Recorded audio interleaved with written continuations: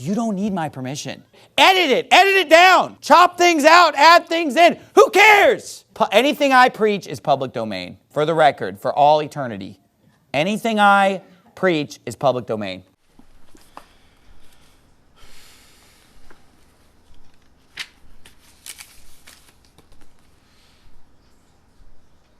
Make a video.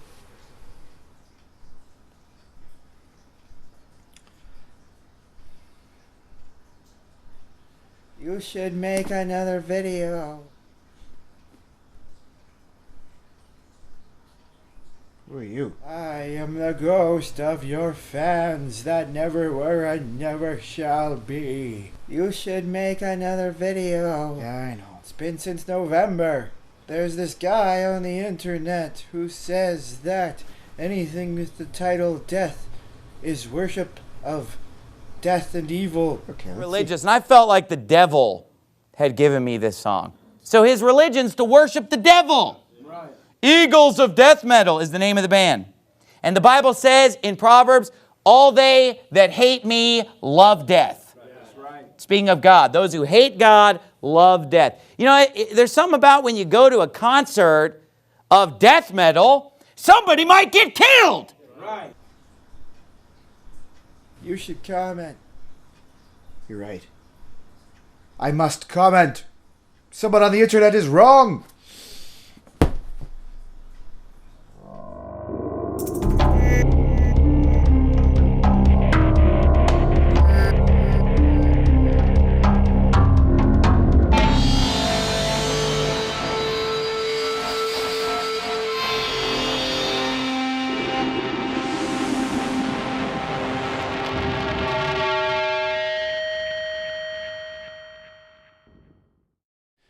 Good evening and welcome to another edition of The Boogeyman. Now today I want to talk about a pastor, Steve Anderson I believe is his name, if not I'll just put a correction here, who recently had the wonderful timing of commenting on the Paris shootings by saying it was the fault of the band in question by being called Eagles of Death Metal. Now this doesn't sound like it's directly horror related, but bear with me. You see, horror often has titles like Evil Dead, Night of the Living Dead, Dead Face 2000, Brain Dead, you know, Hellraiser, stuff like that. And it's important to realize that this is a fictive element. Just like the band Eagles of Death Metal aren't actually a death metal band, watching the movie Brain Dead doesn't advocate for being, you know, brain dead. The movie Night of the Living Dead does not worship death, as the pastor says. You know, you're worshiping death. You know, you're worshiping death. So yeah, that's what he has to say about that. And I believe, again, he's just not understanding the difference between fantasy and reality.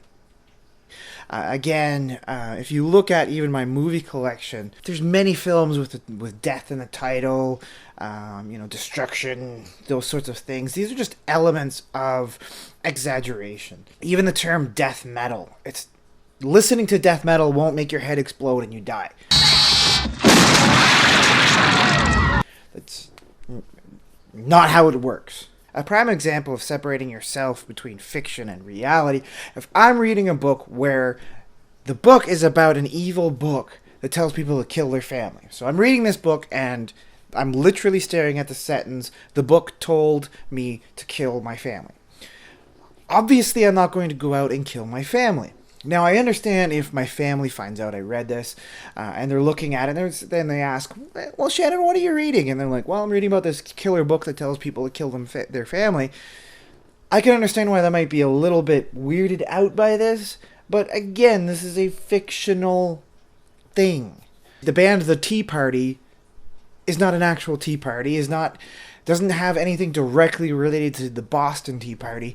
These are all fictional elements.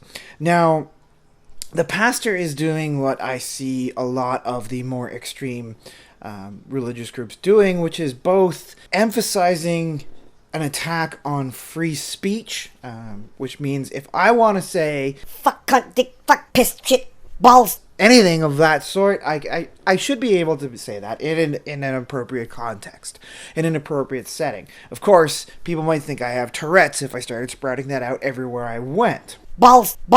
Probably rightfully so. But there is a time and a place for everything. And language, even the more drastic elements of language, do serve a purpose. If I say somebody's being an asshole, I don't mean they're being quite bad. I mean they're being an asshole. My words mean exactly what I'm saying, especially if I use them correctly. Now, the second element that I think a lot of these hyper-religious people are trying to enact is this villainization of anything, either creative, in a way that they don't approve, which has obviously been going on probably as far as time immemorial, and also things that might question and kind of serve as a rational critique of their religion. They're very scared of free speech in that regard. It's not all Christians, by the way. I'm not speaking of all Christians. I'm not speaking for all religious people. Not all religious people do this. I'm talking about the extreme type of people. Like this pastor, do this as a way of kind of silencing and ridiculing more questionable ideas, because if they let questionable ideas run rampant, then of course questions don't really serve religion very well. So I have an issue with this, of course, for two reasons. One, it squashes one of the things that I quite enjoy, which is critical thinking. Philosophy, questioning ideas, looking at things, examining them in as many different angles as I can. But it also attacks more liberal things that I like, that I quite enjoy. Things like the horror genre, which I'm just a little bit of a fan of. It obviously puts to question things that can be disruptive. I'm looking at a book on my bookshelf by Salman Rushdie called The Satanic Verses, which when it came out, caused a huge uproar in religious communities because of this idea of these hidden verses that were supposedly written by Satan, and that's the story of that expression anyways. In the arts, we have to be free to do whatever we wish, especially when it comes to, the more transgressive arts, because you cannot be transgressive and daring and exciting even without breaking rules of decency. My favorite horror author, Clive Barker, said it best when he said, you can't make an omelet without breaking a few eggs, and you can't make a horror movie without breaking a few heads. That's the idea of certain things. And death metal is obviously meant to be transgressive. Not that Eagles of Death Metal are actually a death metal band. That's the hilarious part, is that they're not even a death metal band. They don't even associate with death metal as a genre, except in the name. It seems innocuous to say that the horror genre is a dangerous genre. It's supposed to be dangerous, that's the point. But if you say things like this, of death metal, somebody might get killed. You're worshiping death. And then all of a sudden people start dying. Oh, wait a minute, what's going on? Well, you love death so much. So if you say something like that, and then you turn around and you look at a movie like Hellraiser, Evil Dead, any of the more transgressive type of films, even if you're just looking at it as far as the title, how much can you really even ingest in terms of the arts? One film comes to mind that's not even that transgressive of a film, Death to Smoochie. That has death in the title.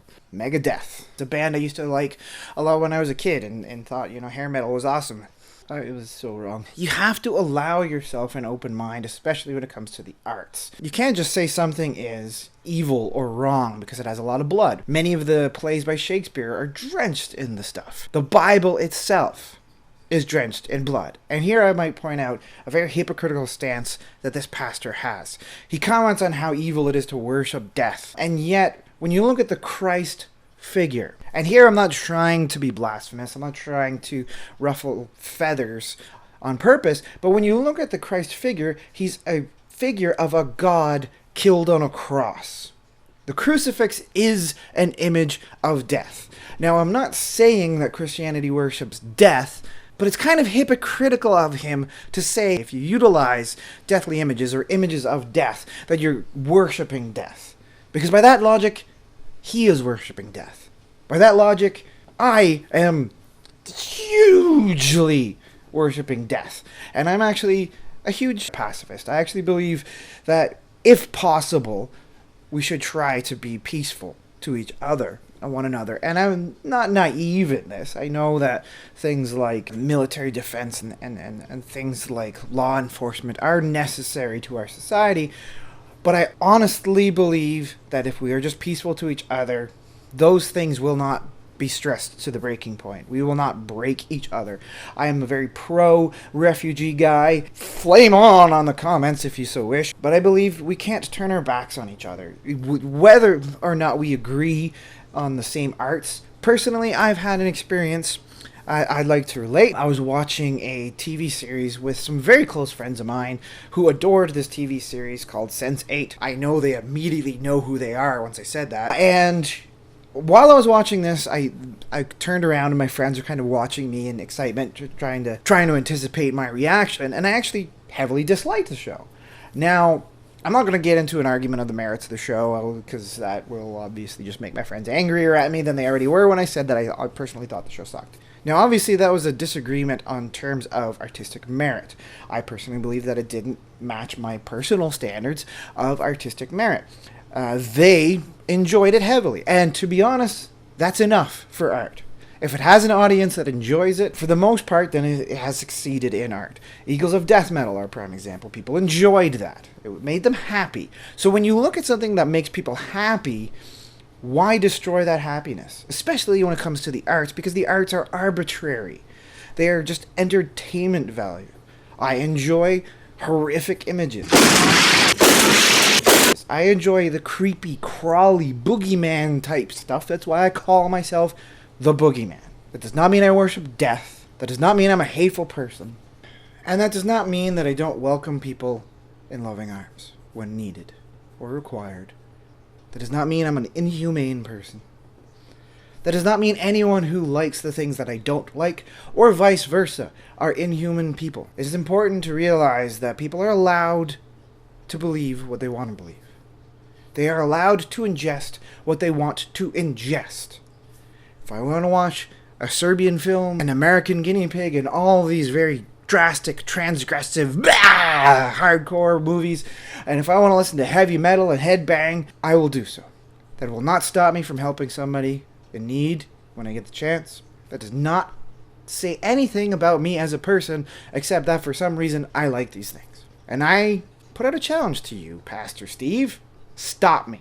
Stop me from liking these things. Give me a valid argument why I should stop ingesting the things that I enjoy. Why I should stop watching horror movies. The damage it has done to my psyche is not a valid excuse, because I still am as good of a person as I try to be. Just like you. Just like everyone else on this fucking planet. So let live. Allow disagreements on what you can or cannot enjoy, but don't stop people from enjoying life. Don't stop people from enjoying life in any way they see fit, as long as it doesn't harm themselves or others. Now that's the key thing here. To me, the only limit of freedom is harm. I do not harm anyone by watching Hellraiser, Evil Dead, by listening to death metal. I don't harm anyone by any of these things. I harm people if I harm them. And then I should be judged as a harmful person. Then, and only then, should I be judged as a harmful person. So that's the Boogeyman's thoughts on this insipid pastor. I urge you not to think he represents Christians or religious people in general. I singled him out because he attacked things I love, which are heavy metal and anything with the word death in the title. So if you'll excuse me, I will go now watch Deathly Death of Deaths 2000. And you, Pastor Steve, cannot stop me.